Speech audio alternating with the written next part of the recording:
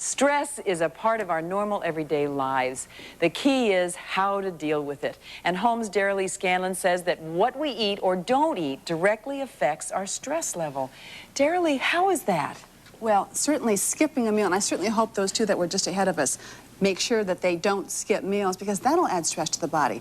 But what you eat is as important as what you don't eat. For instance, the operative words here are calming carbohydrates. We want to have foods that are high in complex carbohydrates. Let's look at some of these meals here, because they're all high in complex carbohydrates. What about protein, though? Don't you need protein? You do, but protein increases mental alertness, which is good, but when we're stressed out, we want to get calmed down.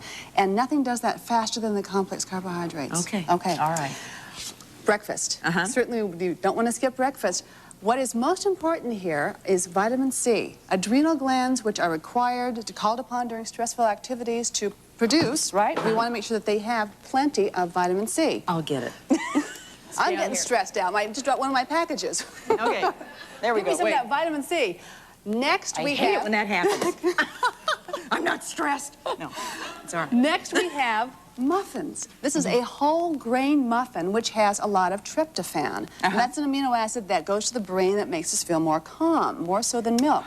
Yes. Okay. We want to make sure that our coffee is not caffeinated, so we want a decaf coffee or a decaf tea. Is caffeine kind of out? Jangly and stimulating. Yeah, we want it's out. Only decaf. Okay, but what about this butter? A little bit'll do you. A little, just a wee little bit, bit. just a wee to bit. Moisten things up a bit. Just to add a little flavor. We don't want to do too much because obviously it's concentrated fat. Okay. Now, with lunch, we have here a hearty black bean soup. Magnesium is what's gotten from the black bean soup. That's an anti-stress mineral. By the time we've gotten to lunch, we have run out of vitamin C if we're really stressed, so we're picking it up here with our fruit again. We've got more fruit, so we've got vitamin C. Whole grain breads, very important. The B complex. Butter. Vitamin B complex. Don't look at the butter. Don't look at the butter. Yeah, okay. Don't look at the butter. It's only there for cosmetic relief. All right.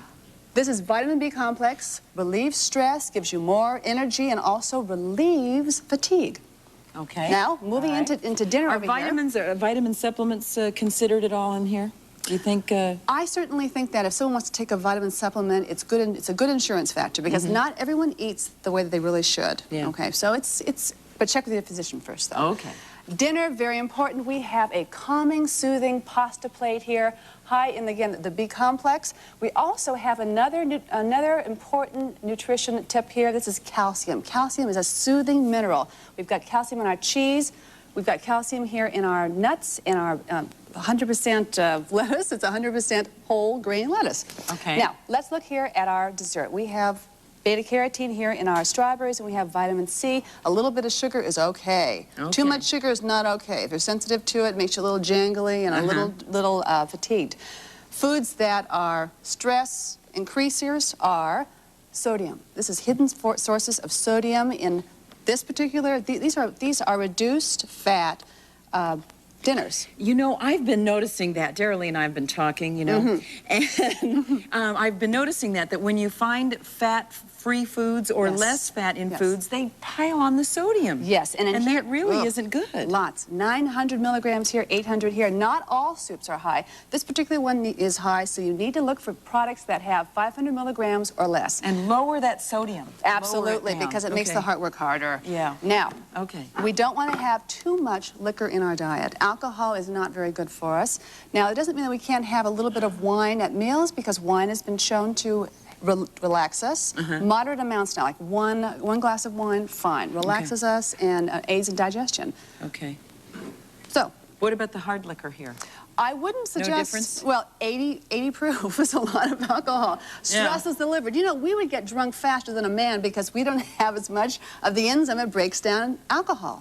So we want to go for the wine. If we're going to have a little bit of wine, we'll go for the wine. Okay. And basically then for decaffeinated teas, or is decaffeinated coffee really any better than caffeinated coffee? It's better in terms of that you don't want to have a lot of caffeine. Caffeine acts like a drug to the central nervous system, and it's a stimulant. We don't want to do that for stressed out, so we want to have decaf products. Okay. So it's calming carbohydrates. That's the key word, calming carbohydrates. And also the carbohydrates will give you the energy to deal with the stress. Exactly. You'll have it. You don't need to add all that extra caffeine. Fill up faster. try to give up that coffee, though. I'm working on it. Thanks, Deralee. You're welcome.